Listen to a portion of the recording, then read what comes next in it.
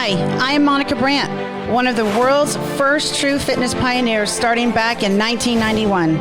I helped launch the fitness industry while traveling internationally, meeting fans worldwide to share my style of fitness to the bodybuilding community.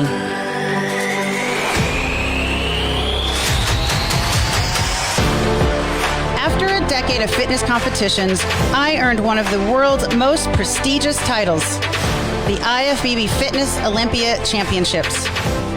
Moving into the new millennium, I was the first IFBB Fitness Olympia athlete to transition into the new professional figure division and compete for close to another 20 years. After 15 years as an IFBB professional, I tried another organization and won the WBFF World Pro Figure Championships both 2010 and 2013. I am a true athlete and made my way into racing into the Masters USATF sprint events, placing top 3 at the World's Masters track meet in all 3 events, the 100, 200, and 400 meter races. Besides athletics, I have been honored with over 100 magazine covers both nationally and internationally. Since it's always a blessing to share with others, over the last 15 years, I've hosted women's fitness events and worked with the clients, helping them discover how to live radiantly in all areas of life, body, mind, soul, and spirit.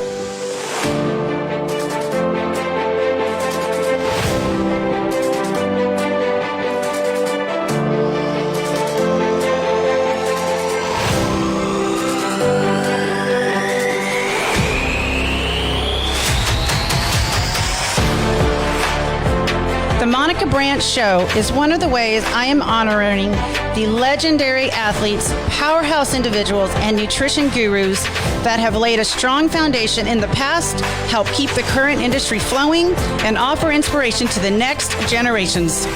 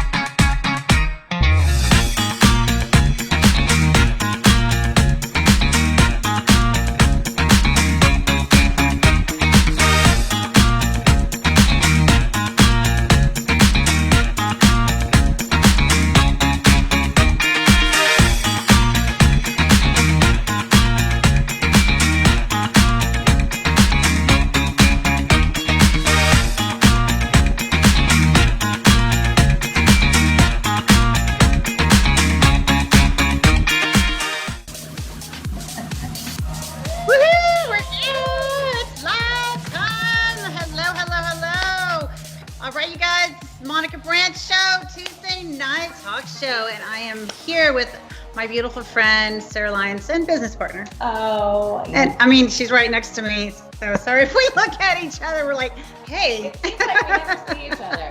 I know, this is the first time that we're actually live at the same room doing the show, so pretty exciting. Pretty exciting. So anyways, I'm so excited. Thank you guys for joining. And you know what?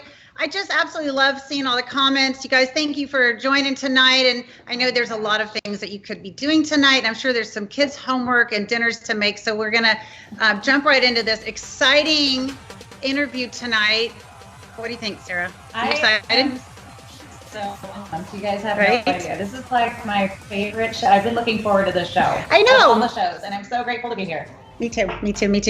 Well, thank you guys. And if you're joining us tonight on the comments, please type in and tell us where you are tuning in from. It's always fun to see that. And I know there's always a few of you already that have been excited to see and hear our guest tonight. So let's go without any further ado. I'm Monica Brandt, Sarah Lyons, and we are bringing in our very special guest. He's up in Canada, so he's Canadian, But you know what? Hey, this is the thing, guys. I've been an athlete and a model for almost 30 years. Oh, maybe a little bit over that. But you guys would not know who I was or the attributes of a model or athlete if it wasn't for the photographers who take incredible images and help bring these athletes and models to the forefront of advertising and magazine and all of that. So I'm so excited. We have one of the amazing, one of the best photographers that has graced our industry for the last over a decade. And longer than that. I know, right? Longer. He's got a huge name. His personality is even bigger. I've had a chance to work with him numerous times in the past, and I'm so excited tonight to get to talk to this gentleman. Besides all that, you guys, he's a publisher. He has over 260 magazine covers. I know, it's pretty cool. That is huge. And he's a father, and he's a husband. And let's bring in our very special guest tonight, Mr. Paul Buceta. Woo! Bring him in. Hello. Canada in the house. Having me on the show. Oh, Paul, oh my gosh, it's so good to see your face. And you're always smiling. Well, Thank you. Thank you. Oh, awesome. Thank you. That introduction was amazing. Not mine. I mean, your intro to your show. It made me nervous. I'm like, ooh, I'm on this big fancy show. Way to go. Thank you. Well, that's a big plus for Kona. We've got a very great show producer here who does great video work and some cinematography. That's a hard word for me to say, cinematography. Say that 10 times. 10 times fast. But Paul, we're so excited. We have, between Sarah and I, we both have so many questions, and we can't wait to hear you and hear your story and what's going on in your world. I'm just really honored that you took the time. I know everyone's so busy, and thank you for taking the time. This show, the Monica Branch Show, was developed to showcase not just the athletes who have helped create the bodybuilding and fitness industry, but the publishers, the photographers, the people that have helped build this industry to what it is now, a billion-dollar industry, but and also to help create celebrities and stars in the industry. And that's one of the things that you have done so well, and that's why people love you so much, because you have such a talent. And then when people get to know you, they absolutely fall in love with you. Is that okay to say? I know your wife is probably like, but that's my husband. I'm not sure I'm in love yet.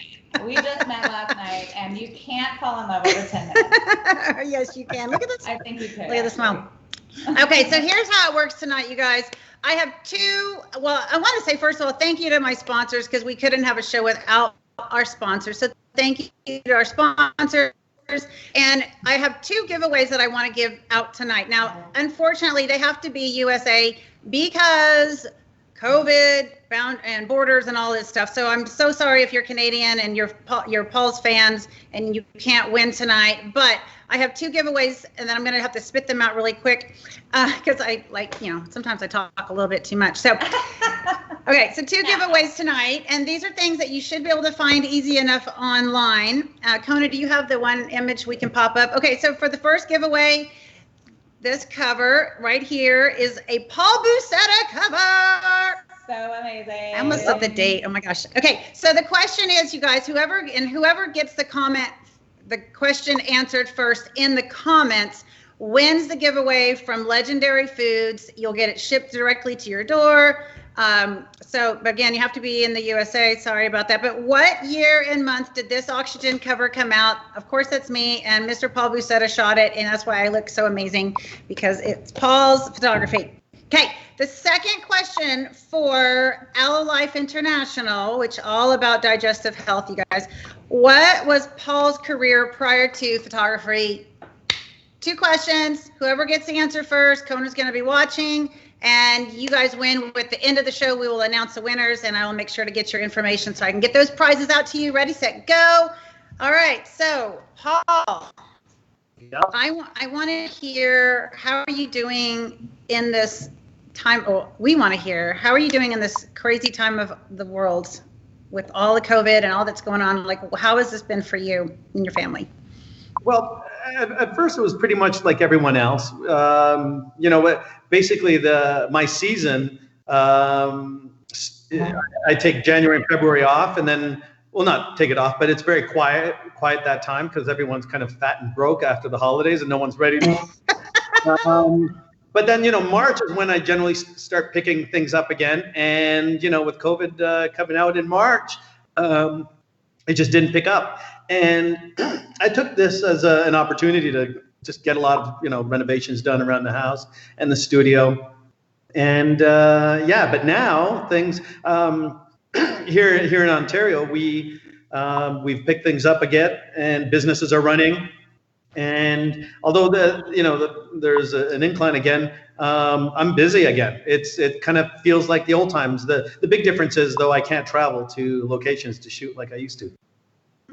Right. So that's interesting that you take January, February off. And I've always loved your personality. It shines through everything you do. And so, of course, you said everyone's fat and broke after the holidays.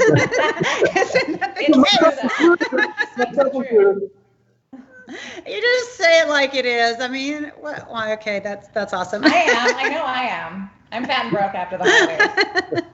Because I be buying too many Christmas presents for my nieces. Oh, okay, those cuties. So you're picked back up and everything's kind of feeling like the old times. That's kind of nice, right? Like, yeah. Are you doing a lot of in-studio shoots now, or is it kind of anywhere? For the most part, I'm shooting mostly in studio. It's kind of my style, except for when I travel. And then I kind of, take advantage of the locations that I go to. But although I still prefer, because of the style, the way I shoot, I like shooting indoors. And so I'd love to get big hotel suites and shoot there, because I find there's a lot of options for shooting there. I just find I don't shoot outside as much as I used to, because I just like to control the environment a lot more. Yeah. That makes sense. I totally get that. Yeah. You get the lighting and everything set up the way you need it, and it just can roll smoother. Well, so tell me. As funny as that is, even though I prefer to shoot indoors, if you scroll through my Instagram, I would say about 95% of the pictures you see are natural, well, either natural light or constant light. I'm almost never using flash anymore. I've almost completely eliminated from my repertoire. That's awesome. So you're like evolving through your career, right? I am, actually. I've made this kind of full circle. That's funny. You go from complex and technical down to simple, and you're evolving. Yep. Sometimes maybe simple is just the best way to go. That's kind of like backwards. Yeah. Like everyone starts out the same. We get a crayon and we start drawing, and then maybe we'll move to colored pencils or paint brushes, and we do watercolors, and some people take it another level, and then they go oil on canvas, and and then they start applying different mediums and different approaches. And photography is kind of the same way. Everyone starts out with maybe just an iPhone, or let's say a phone on their and then they say, hey, I want a little more control over the things, and so they get a bigger camera, and then they say, let's add a flash on top of the camera, and then they say, well, let's add another light over here and another one over there, and let's start diffusing and bouncing light and doing all kinds of things. And over time enough, I've kind of come back to the very beginning. And I mean, if it wouldn't look so unprofessional, I'd be kind of happy shooting mostly with my iPhone these days. That's so funny. Unfortunately, you can kind of pick it up. Yeah. Well, it's kind of funny because, sometimes those are the people we want to stay away from, the ones that don't have the big camera and like professional. Like, watch out for the stalkers that just want to shoot you with your iPhone. But I guess phones nowadays, have so much more. Do you remember, like, when you first started, do you remember what type of camera you used? And did you was it ever with the 35 millimeters where you had to blow it up and then you had all the slides and? Okay, I came in just after that. I remember my first camera. It was a Mustec. It was called Mustec, and I bought it on a website. I'm not sure if it's still open. It was called bid.com, and I bid for it, and I actually won the auction. And I ended up with a digital camera, and it took 640 by 480, so it wasn't even a 1 megapixel camera. And I remember I got it, and I said to my wife, I was like, "Hey, do you want to, take some pictures?" And that. And my wife, she likes to tell everyone that she has all the worst pictures of my career. And I kind of started there. And Okay, so I'm going to fast forward a little bit, and I'm going to try to do this as quick as I can. No, we have all night. Okay, I never really owned a film camera. I mean, I had one, but it was more like you take a picture, pop out the film, take it to the 1 hour place to develop, and then bring it back, the picture back, and then scan it. And that's how I got them up on the internet. But I wasn't a photographer at that time. That was just how I would put pictures on paulbuceta.com, because I actually, funny enough, started the website before I was a photographer. And, yeah, no, it's true. I was a web developer or a web designer at the time, and this is right after I left my prior career. Right. So I needed pictures, and that's what I was doing. I would take pictures, get them developed, bring them back, scan them, and that's how I got them on the website. And that's why I ended up buying a digital camera. But fast forward a few years, and I'm shooting this model, and Playboy has asked me to do a pictorial with her. And we had discussions about all the requirements, everything that was needed, and that. And then at the very end of the meeting, they said, "And you'll send your film, your slides, your film, in like this." And I said, "Oh, I can't do it. I can't do it. I'm afraid I'm gonna screw it up." I'm not sure what the language is allowed here. And so I turned down the shoot because I was too afraid that I'd mess it up. And so like a month later, they called me back and they said, "Okay, you know what? We'll accept your digital files. Is it okay if we do an article on you?" And I'm like, "Yeah, absolutely." And I thought, "Oh, wow, what's this going to be?" And they actually did a little article saying the man that turned Playboy down. And they actually quoted me that I was afraid I was going to F it up. Oh my gosh, that's so fun! Yeah. What year? Right? What year was that? I can't tell you. It was I'd say about 15 years ago. So whatever that was.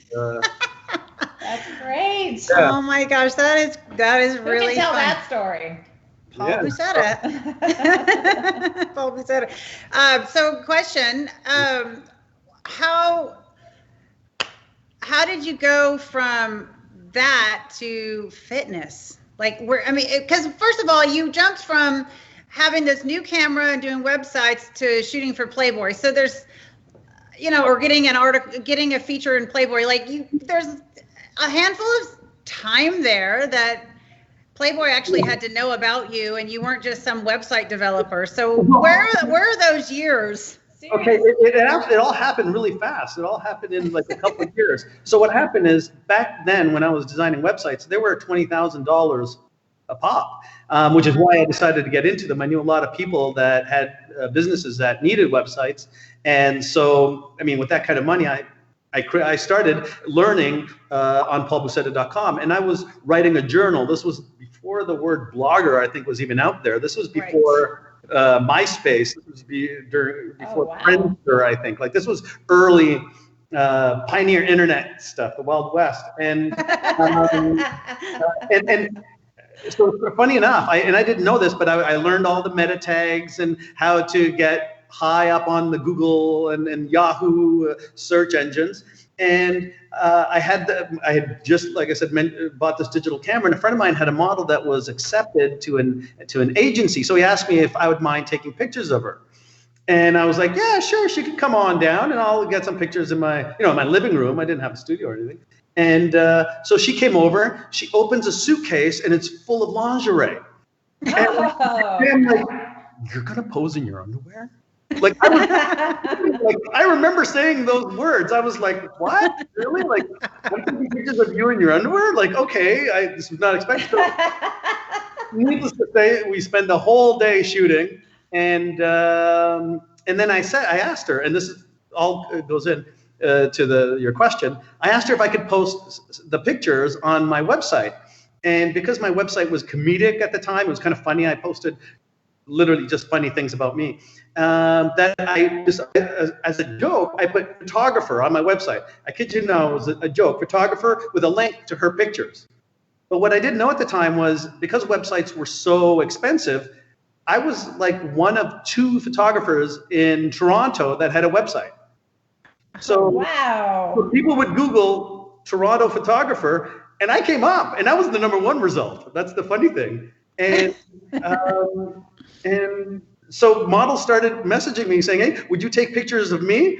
And I was like, "Yeah, sure." And I remember looking at my wife like, "Are you okay with this?" And she thought it was kind of funny. And yeah, here we are.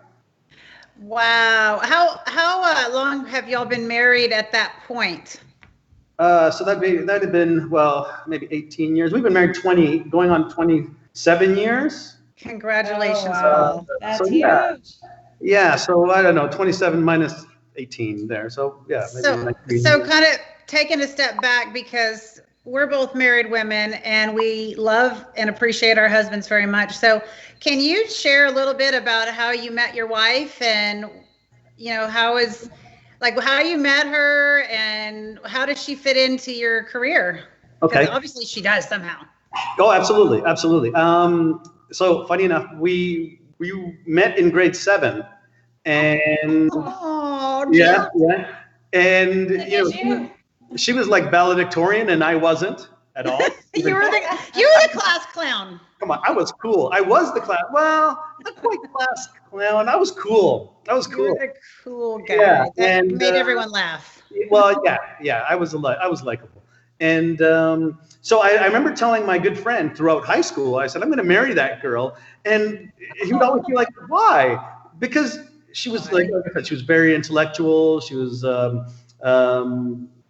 yeah, just not me. Really, I went to parties, and I kind of had fun. She studied. She got good marks. I not so much, and then so I remember in our senior year, she was dating this guy for the last year, and and it would have been entirely inappropriate to say anything or whatever. So I didn't. I kind of lost touch with her. And then one day, randomly, her mom's car had broken down. So she lent her mom her car, and she was taking the bus home from university. And we ended up being on the same bus. And I was like, "No way!" I said, "So how's your ex?" And she's like, "Oh," or "How's your boyfriend?" And she's like, "Oh, we're not together anymore." And I was like, "You don't say." That's So interesting. we exchanged numbers, and the rest is history. I love it because that's such a standard. How's your boyfriend or how's your girlfriend? And then the answer is, oh, either we're great or we're not together. And that's slide right into home base, basically like, oh, cool. Especially, if you're looking for that, right? Yep. That's 7th grade. Oh, Paul, that's so sweet. What is her name? Her name is Kim. Kim. Hi, Kim. Hi, Kim. Yes. I guarantee you she's not watching this. Well, maybe someday she will. She's like, "I've seen you enough." I'm sure her friends, a couple of her friends are probably watching. Does she have anything to do with your photography business? Uh-oh. Well, kind of, yeah. Well, when I was starting it out, we'd put away money, and I said, "Okay, I'm going to try seeing if I can make money to live as a photographer," which I really wasn't sure I would be able to, or even knew how to at the time. And because and for the record, at this time, no one was doing what I was doing in Toronto. There weren't any kind of glamour photographers that were charging to shoot just kind of glamour, because fitness really wasn't a thing at the time. Like you had, it was a very kind of, wearing a bikini on your knees on the beach, and that was fitness. That was it. That was kind of the look. So it really hadn't taken off yet. So there really wasn't much in the way of glamour photography work. So I used to shoot for a lot of pharmaceutical companies back in the day when I first started out, and that's why I said, let's see if we can make this work. So she supported us. While I tried making it work, and it didn't work, by the way. It ended up that the year came, and I said, "Okay, let's start filling out some applications and get a real job like a big boy." Well, when did it start to work for you? Well, you went through it and tried. I sent my first resume in to the post office. I want to be a mailman because I want to. Oh man! Did not work out for you? Well, I would have started like early in the morning, been done by like lunchtime, and would have been able to do photo shoots. So it was like this ideal kind of career to be a photographer. And So I fill out the application, I send it in, and I got a call from a pharmaceutical company asking to quote a campaign that ended up paying something like $20,000. It was ridiculous. Ooh. And I was like, oh, that'll carry me for a few more months. And sure enough, before that money ran out, they called back, and I shot something else for them. And then I started shooting all this pharmaceutical stuff. So then I never ended up working. Okay. So that was like product shots. Not so much product stuff. Like I was doing more like people walking. Like one campaign was a high cholesterol awareness campaign. And I mean, this was in Cosmopolitan and Time Magazine. It was in every magazine you can imagine. And it was literally a guy walking. You used to run a kids sports photography business. Did I? Yeah. Nope. I heard somewhere that you were involved with like kids hockey photographies or something like that. No, not me. Not you. Okay. Sorry about that. No, that's okay. I'm a Canadian photographer. Yeah. That's all right. I think It's a good idea though. Sarah and I were talking about your last name, and I've known, Buceta because we worked together film camps and we got to shoot together, and I just knew who you were, and I heard your name numerous times. And of course, when PictureGroove Magazine calls you and says, "Hey, I want to do a photo, do photo shoots with you for a cover shoot," Paul Buceta, you hear your name. But I know that Sarah was sharing with me earlier that there's a lot of people that don't know your last name, like how to pronounce it correctly. Yeah. And also the origin of it, right? So let's kind of talk about that a little bit, because there's a cool origin there. Well, it's pronounced Buceta, and it's, as far as I know, it's Spanish. My background for my family is mostly from Spain, and yeah, that's pretty much it. It sounds like Buceta. It could potentially be Italian. It could. Usually Italian would have 2 C's, 2 T's, something like that. But interestingly enough, and I hate, you know what? I'll just say this: in Brazilian Portuguese, it's slang for. Well, I won't even say it. You can Google it, but at your own discretion. It's a bad word. It's a bad word. Yeah. No. Yeah. Is that why somebody on Instagram, I think, had like something about your last name and they had a question mark or something? I always do comments. I know. Thank you. I know. Yeah. A lot of my followers are Brazilians because they're looking for a specific thing. Oh. Yeah. Oh my gosh, that's so funny. That's so funny. Okay, so tell us about your kids. What are your kids into and how old are they? Well, they're 20, we're going to be 22 and 24. Both of them are at U of T, one computer science, the other one's geophysics.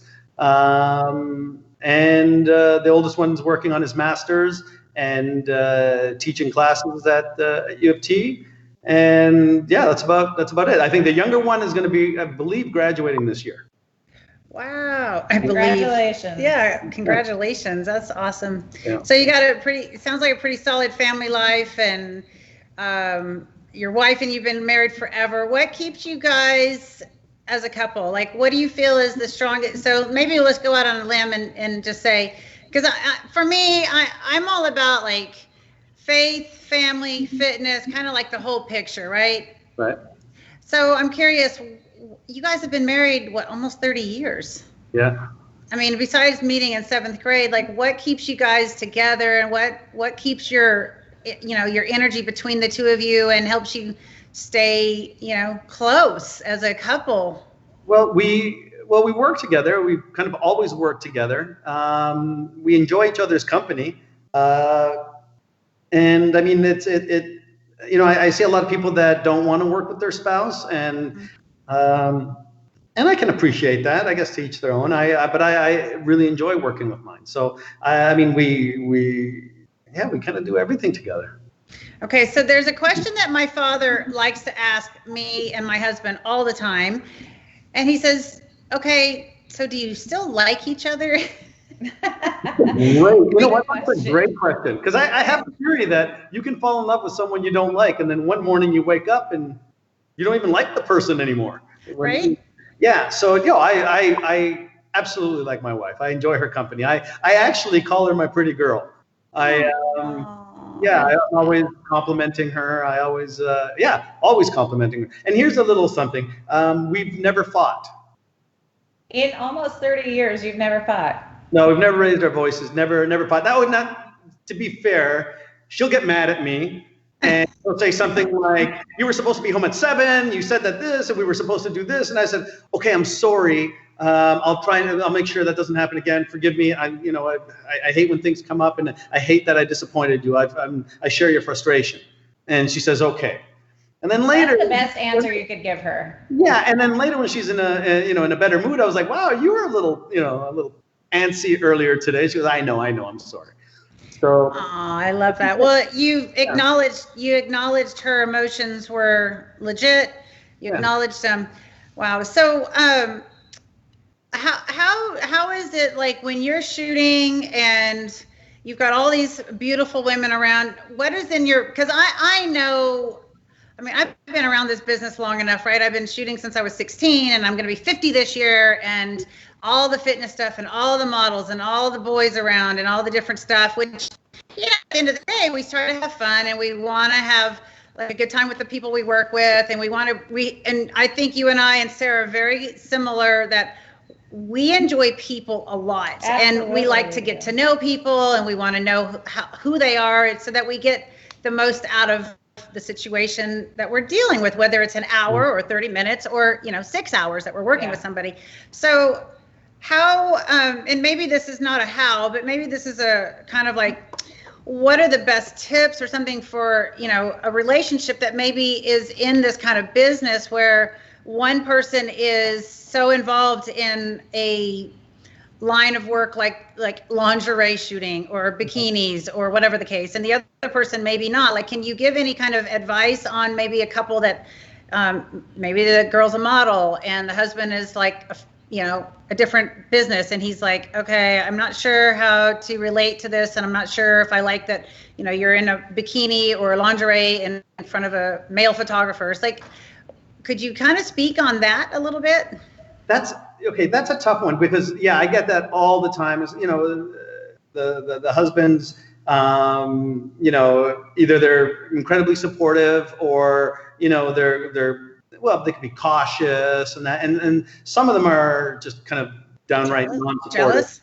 Right. And jealous, yeah. And I'll say this, that I don't really believe that you can improve those tendencies ever. I think relationships are formed in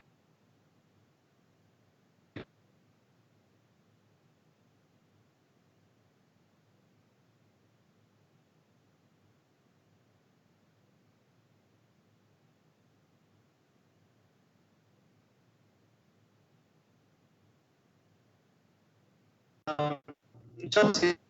And then my wife, and there's no jealousy whatsoever, and it entirely changed. But I don't know if it's something about trust. I think it's something about the chemistry of two people together. It either the trust is there or it isn't.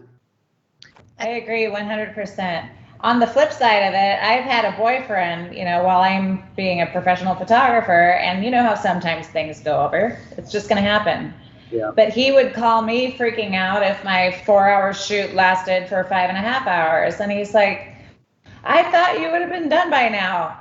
You never know when things are going to be done. You kind of have an idea. But if you can't be with someone who's completely lifting you up and secure with themselves, then you're not going to have a successful relationship. Yeah, I really don't think it matters what you do for a living. I mean, right. Yeah. Well, that's my 2 cents on that. Well, you are what you are, that's for sure. Right. All right, so Paul, what we're going to do is we are going to go to rapid fire questions here. And speaking of, my husband just walked in. Yay. Hi, honey. This requires glasses. So we've got 10 rapid fire questions, and Sarah's going to ask them. For those of you tuning in, Paul has never heard these questions. They're just for fun, nothing hard or anything. And then we're going to go to a very short break after rapid fire questions. So, Paul, as fast as you want or as slow as you want. Either way's good. All right. Here we go. You ready, buddy? Yep. All right. Paul, what is the wildest vacation you've ever taken? Las Vegas. All of them. Wow! All of them. How did I know that was the answer? I've seen your footage, sir. Oh my God. I honestly, one time, ambulance right through the Hard Rock Casino, right to ICU. It's just dehydration. But yeah, everyone saw me on the stretcher through the casino. The express train to the IV system. Here we go. All right, Paul, milk chocolate or dark chocolate? Milk. All right, love that. Luxury vehicle or four-wheel drive? Luxury vehicle. Okay, yes, sir. Favorite location for photography? Roatan Island. Where is that? That's in Honduras. It's a small English-speaking island off of Honduras. That sounds amazing. Yeah. Show me the way. So I think I know the answer to this question. Do you prefer shooting women or men? Women. Ah, I actually okay. put on my website that I no longer shoot men. I haven't seen a man on your pages forever, if ever. I don't think I have. Paul, what is your number one coaching tip while you're shooting someone? Number one coaching tip. Oh yeah, when you look at the camera, engage with the camera. Don't just kind of like stare at it. You want to make an expression. I'm going to turn you into a supermodel. I love that. It's a good one. That's a great answer. Paul, what are the last 3 apps that you used today? The last 3? Yes. WhatsApp, Instagram, and Facebook. That's exactly what I said. I totally called that because that's totally my last 3 apps as well. Paul, what's the number one awesome thing that your wife does in your marriage, or for you? Or what's she known for? Like, what brings you the most love about your wife? She sees the good in everyone, and it doesn't matter who you are. She will appreciate and respect you and treat you like an equal.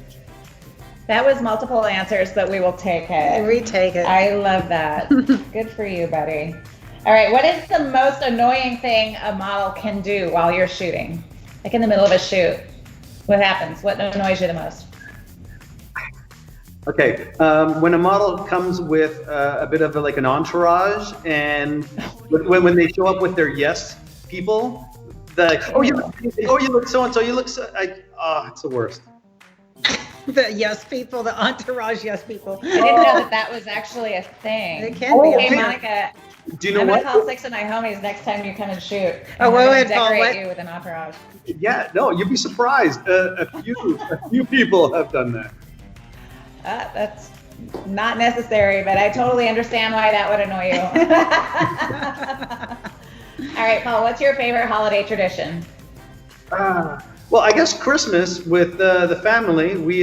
I'm actually the quiet one in my family. Everyone's louder than I am, and when we get together, it's a madhouse. And every year we start a new tradition, and we have like a dozen of them now. That's awesome. What's your favorite one? Yeah. Favorite tradition? Favorite tradition? Okay, I'm gonna come up with a second one because I can't say the first one. It's ridiculous. You can say the first Do one. it! No, I can't. Say it. It can't be that bad. No. You know what? My brother always tells. No, I can't even. I don't know. You can't leave it. Now like you're that. leaving us There's hanging. no way. What with the no, I can't. It's not PG. I can't. It's not PG. It's okay. We didn't say this is PG. No chance. I can't. I'm sweating now. You're sweating. Why did I say that? And it's at Christmas time in the family? Well, but it's just the male cousins. We all get together. Oh, it's all the male guys. Okay. Yeah. We just It's the guy bro, the real bro time. Yeah. I don't. The female cousins don't know. Okay, so is there a family tradition that you and all the family can participate in that you love? We all sing this one song called Black Socks.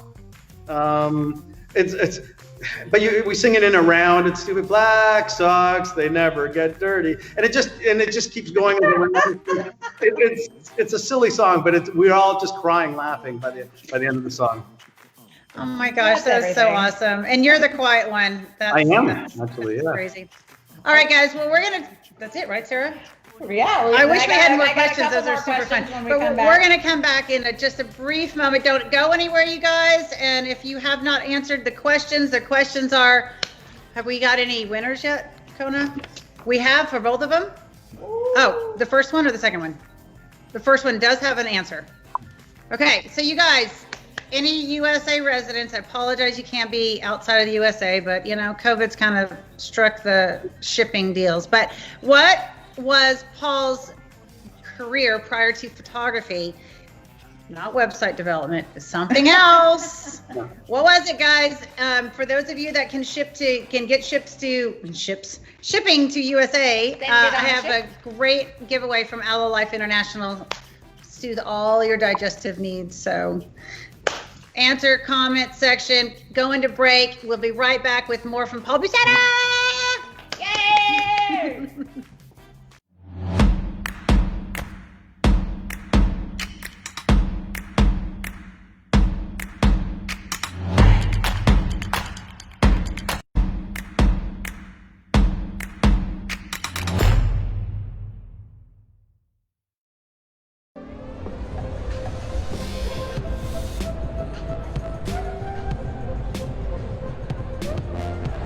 Hey guys, we're super excited to be here at the LA Fit Expo. It's our third year in a row. And what we're going to be doing today is we're going to be launching a tasty pastry. It's a low-carb Pop-Tart. It's got 3 to 4 grams of net carbs. And we love this show. This is our best place to be in LA.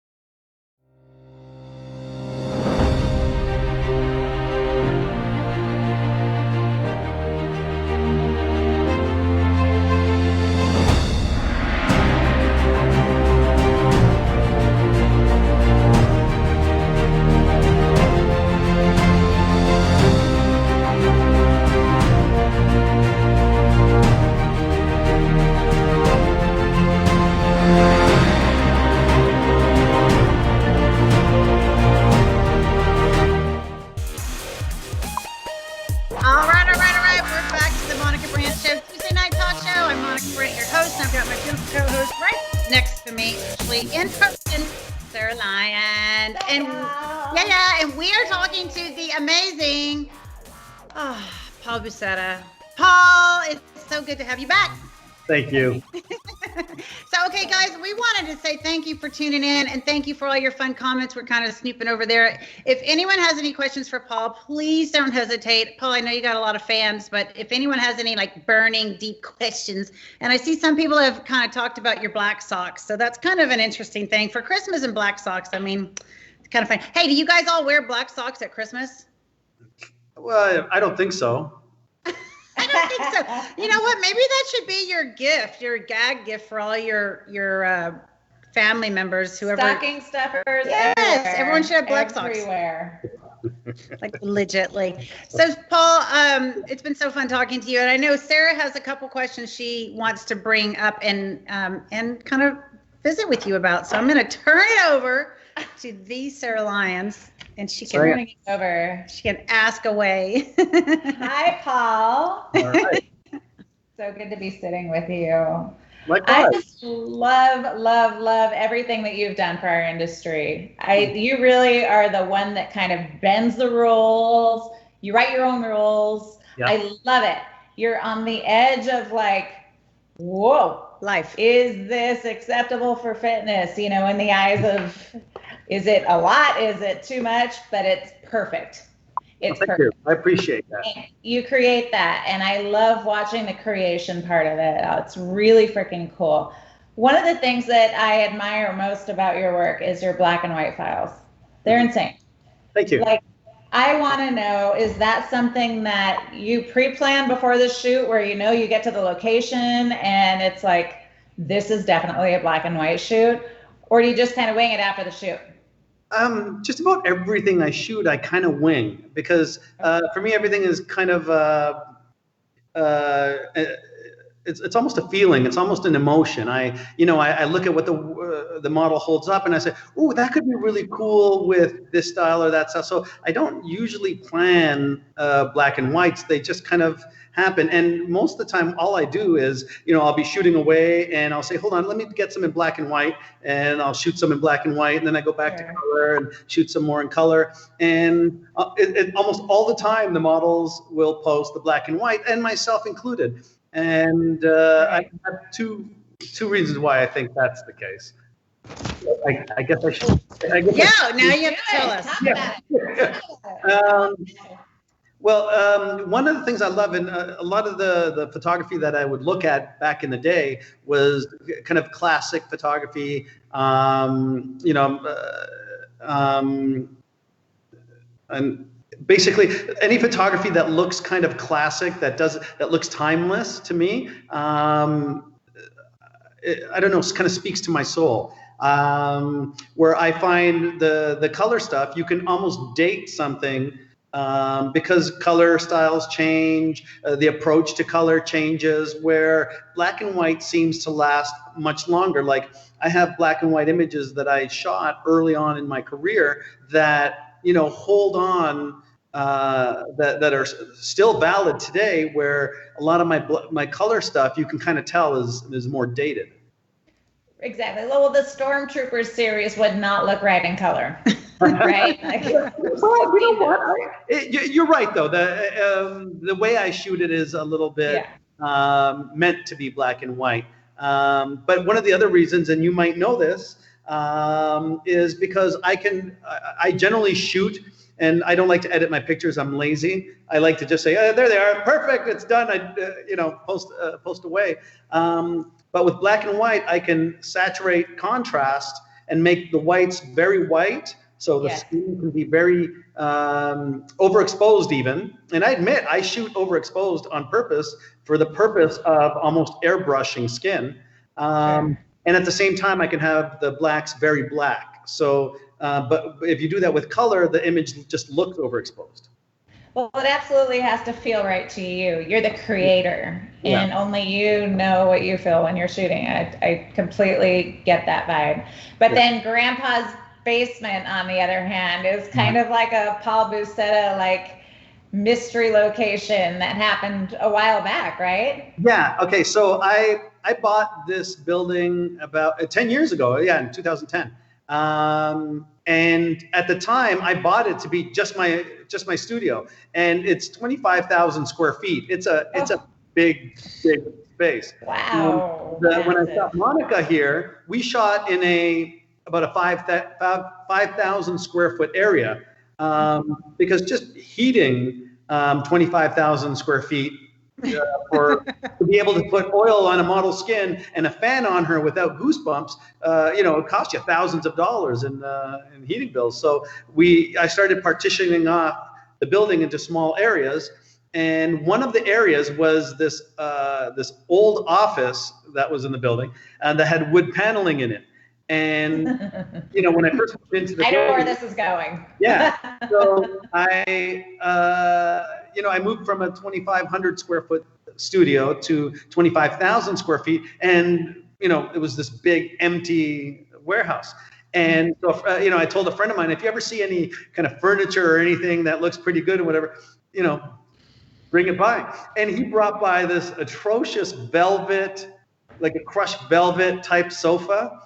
It was hideous. And I thought, you know what? Put that in the wood panel room. And we started laughing that it looked like something you'd find in Grandpa's basement.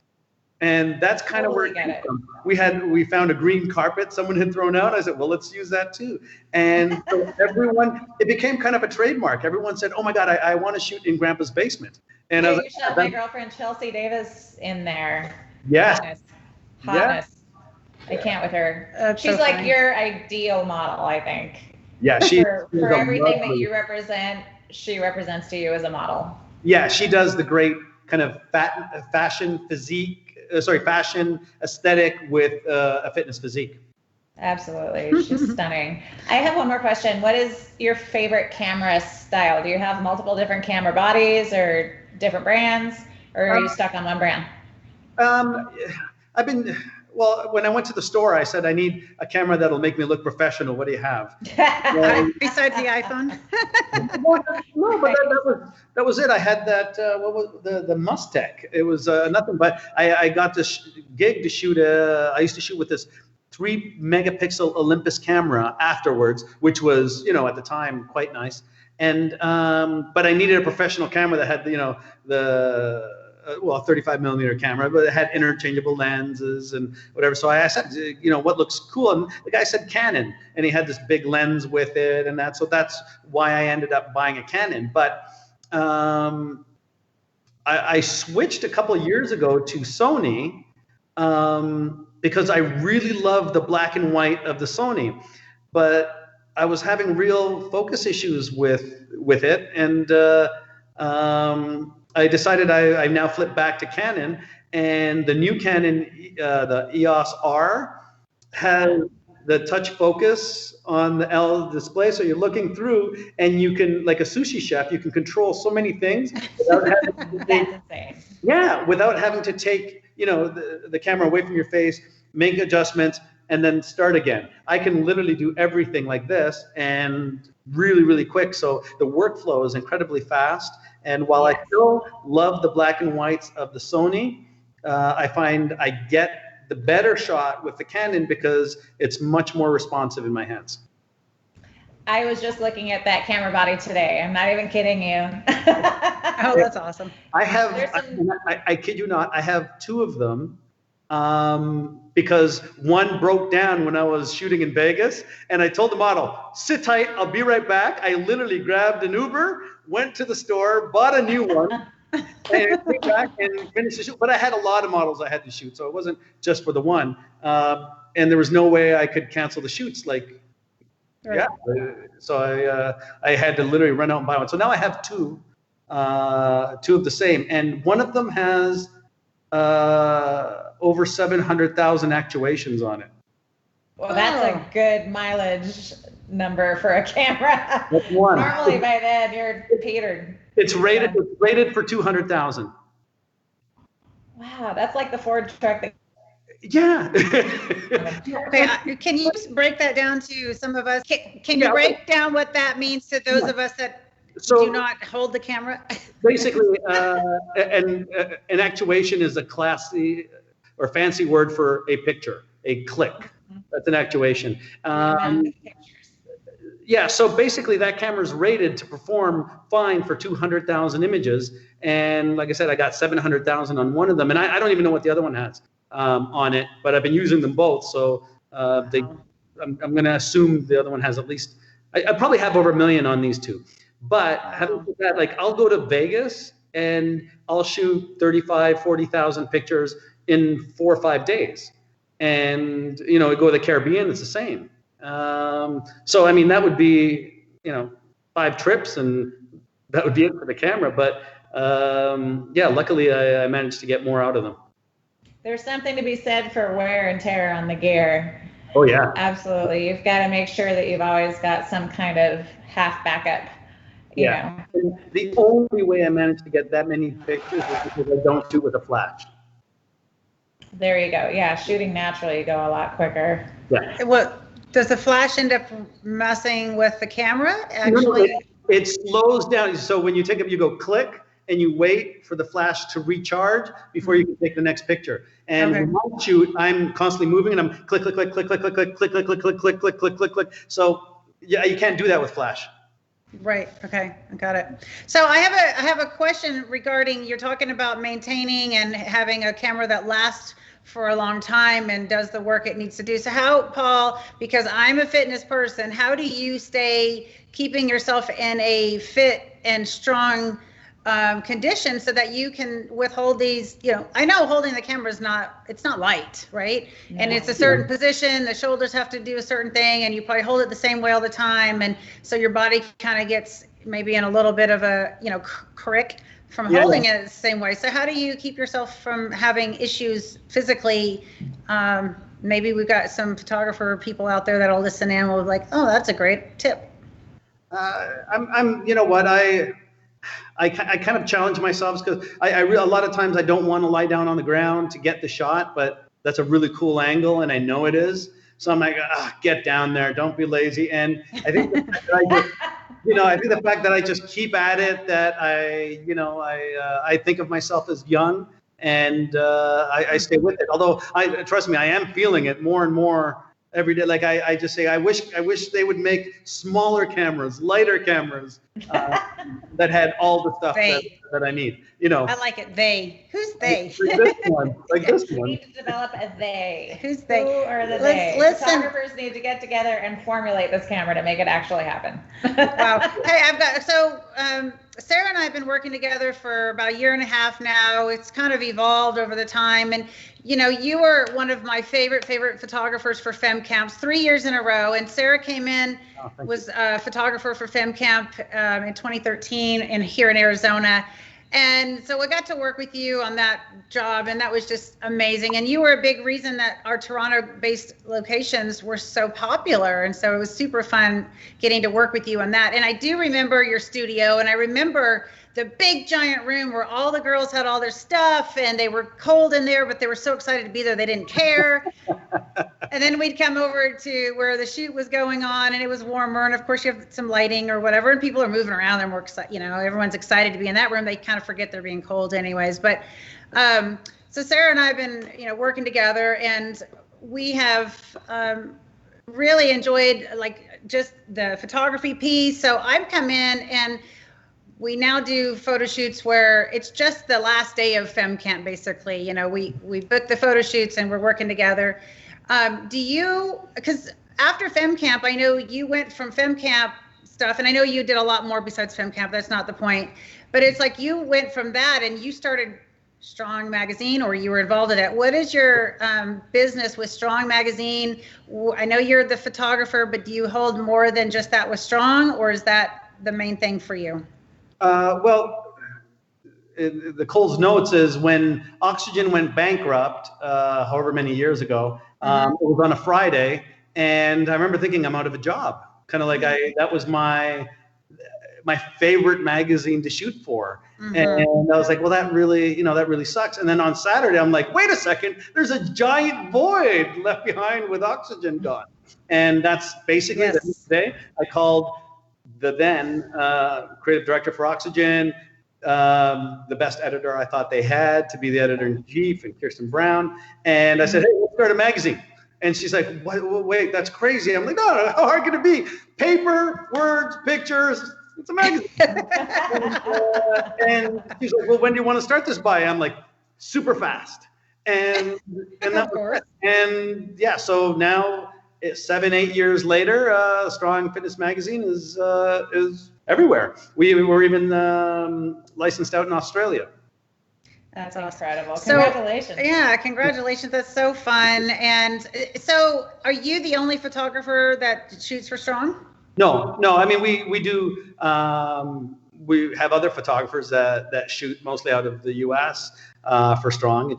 A lot of it just makes more sense for the models in that town, the photographers in that town. Let's just get it to happen. It's much easier than me flying anywhere. Sure. I'm just going to go out on a limb and throw this out there. If you ever want a Monica Brandt, you know, post 50 feature article cover, I'm totally available. And I've had 2 covers come out this year. So of course, Sarah shot both of them, but I would absolutely love to be involved with Strong if it you know comes up and you're like, hey, we could use a 50+ model. So absolutely, and reach out to Kirsten, because she's not putting you on the spot, but well, the thing is, I don't really make the calls. We've always kind of let the creative team do their job. It'd be kind of disrespectful for me to say, I want this model on the cover. Oh no, of course. I was just kind of throwing that out there in fun more than anything. But you're Monica Brandt. It's not like, well, we don't know. Who is she? I don't know. So, okay, so Sarah started publishing a magazine a couple of years ago, and I am now an associate editor, which is really an honor for me, and it's fun. But it's so, thank you, but it's so different being on the other side of the magazine. So Do you have, because I believe you're publishing a second magazine too, is that correct? Yeah, Andy Barrow Magazine, yeah. Okay. So what advice maybe could you give Sarah, and I'll just tag myself on this, for publishing and having like that eye, because you've been in it now 8 years or 9 years or whatever you said just now.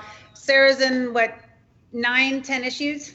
I've done 9, yeah. I'm 9 working on issues. 10 now. So, and I just kind of snuck in this last 2 issues as an associate editor. So any advice as far as, you know, share that you could give us? Sure. Are you on newsstands? Are you distributing on newsstands?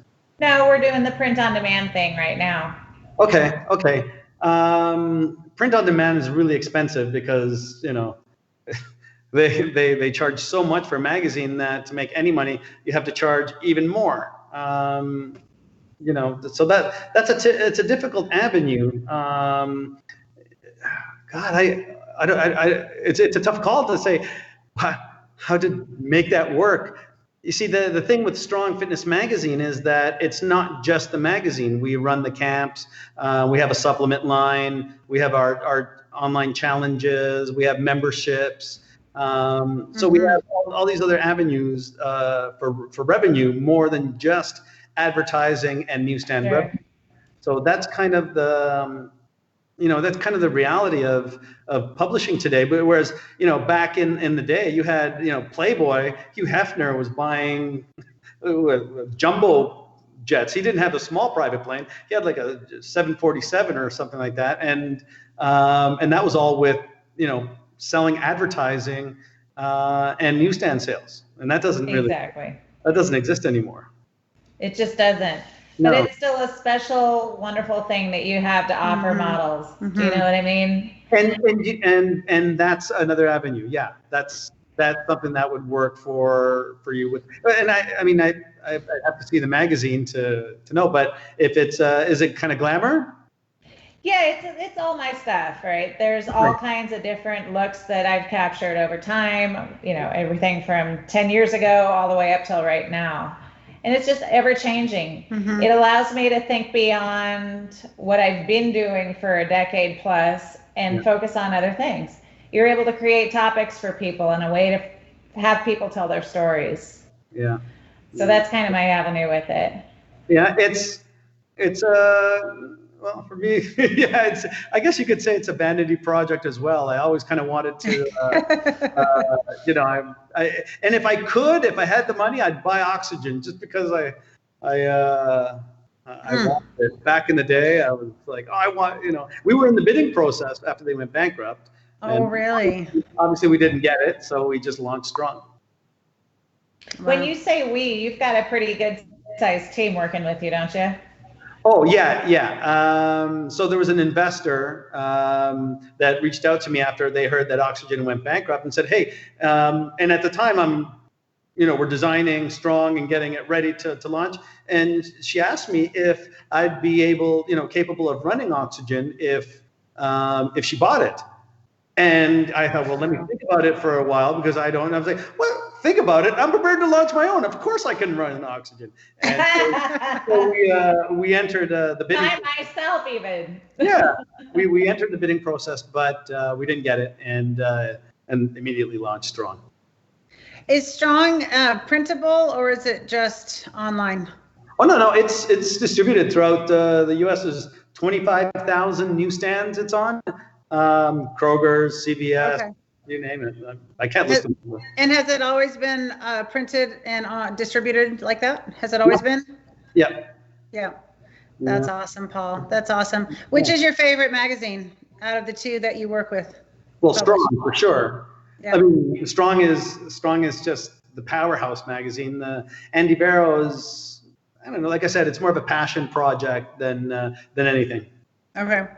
I wanted to ask you about the no makeup photography, because I was reading one of your write-ups and it was about the girl, and of course it was beautiful, and I absolutely loved that. I thought that was so brilliant, the no makeup, and I'm like, that's cool. Well, more than just no makeup, it was no makeup, no editing, it was just raw images. I said, these are now, and to be fair, because I got so many people asking about that I'm like, well, I think everyone can pull it off, but some people are going to be able to pull it off better than others. And that's just kind of the reality of it. Well, especially when you see the expression in the eyes and the light of the soul and all of that, and the makeup isn't there to cover that, but yet that shines through that person's, and it radiates through their eyes and their skin. And yeah, and of course, those were really, really unique. Those were fun. Was that your own idea?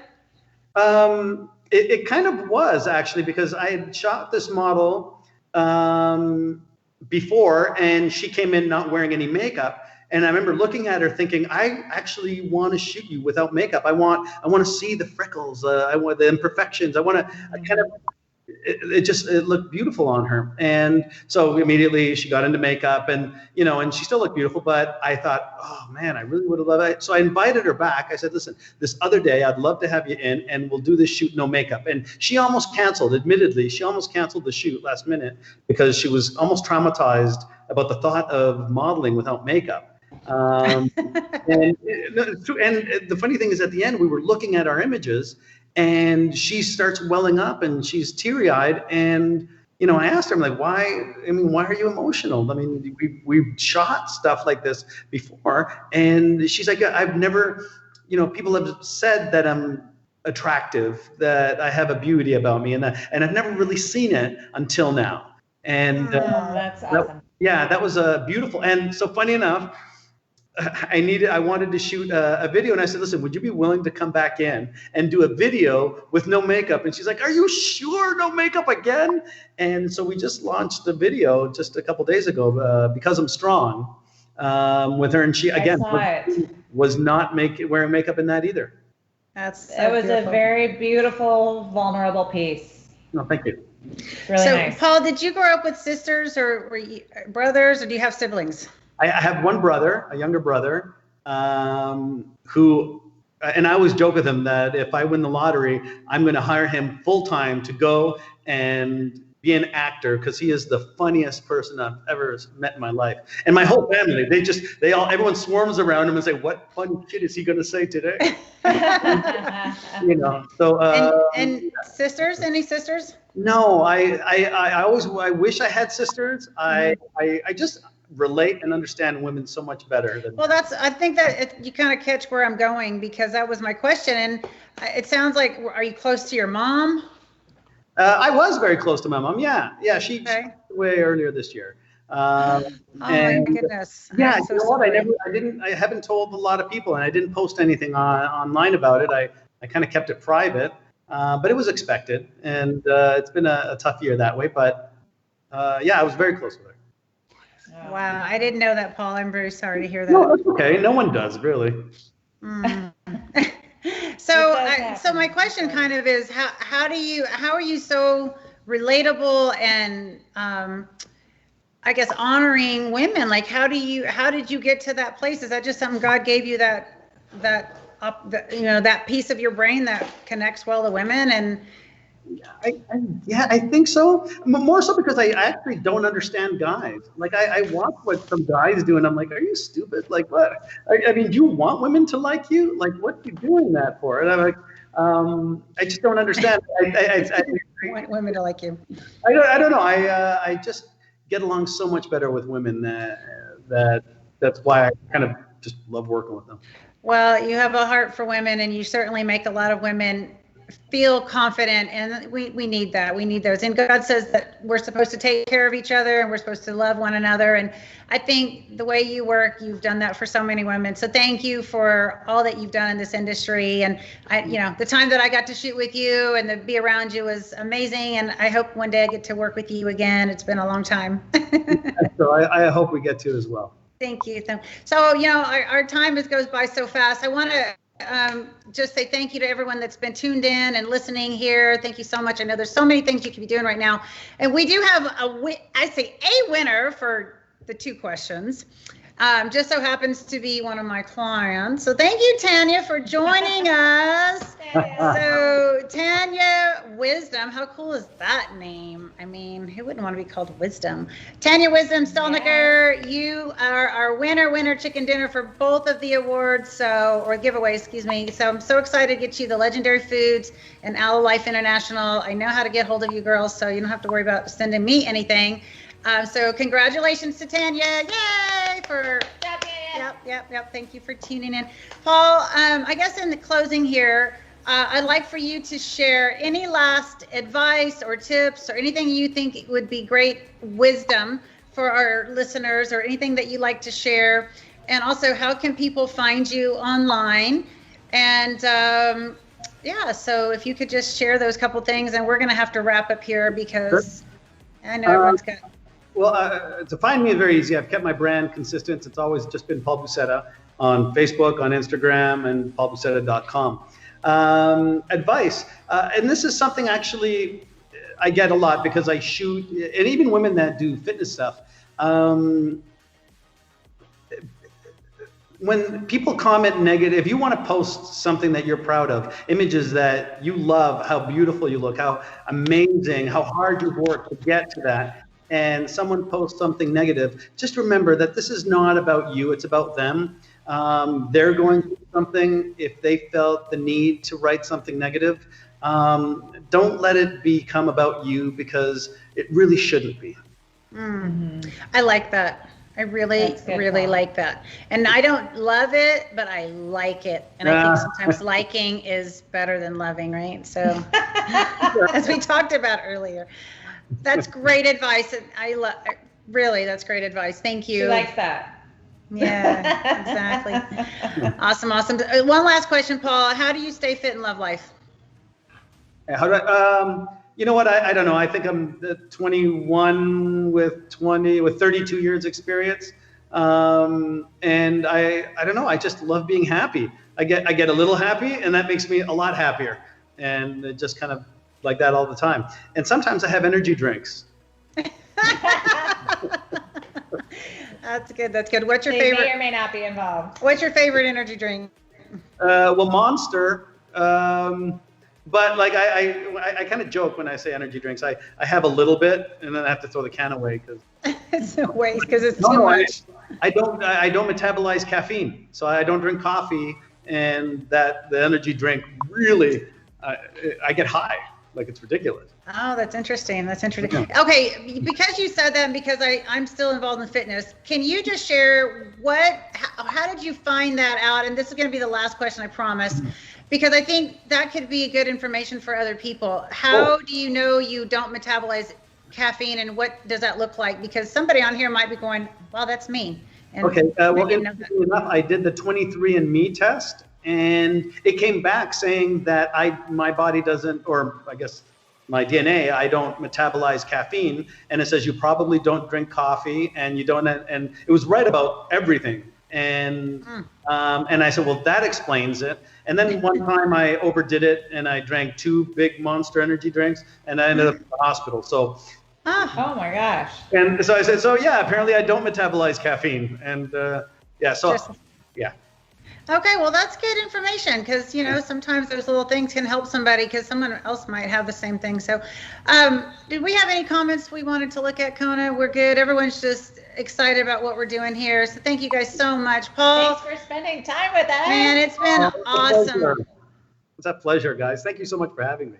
Thanks, Paul. Thank you. Nice to finally meet you. You've got such a great smile. It radiates through here, and I know everyone could feel your joy. So we just thank you so much for taking time. Okay. And we look forward to catching up more. And we know how to get hold of you. Yeah. Thank you guys. As always, thank you so much for tuning in tonight. And next week, you guys, we have another special guest. Iris Kyle, who has won 10 Olympias, and she's going for her 11th. So very cool. That's Iris Kyle. Oh my gosh. It's going to be cool. She's going to flex on this show. That's right. You guys, thank you so much for tuning in. Polly, it's been awesome talking to you. We're so thankful to have had you. And tell your wife, Kim, thank you for the time too. And look forward to seeing you again. Take good care. God bless you, Paul. Take care, Paul. All right, bye now. Thank you. All right, Sarah, what do you say we go eat dinner? I think that's a great idea. Some tacos are calling my name. We're going out. Woohoo! All right, guys, thank you so much for tuning in. If you guys can join next week, again, same time, same place. Yes, Iris Kyle will be on next week. In fact, the whole rest of 2020 is an amazing lineup. You don't want to miss any Tuesday nights. So we're going to let everybody go. Thank you so much for being patient with our start of the show. And Sarah, you look beautiful tonight. Thank you to Allison. You look beautiful. Thank you, Allison. Thank you. Thanks, Allison, for the glam tonight. All right, Kona, take us away. Bye, y'all.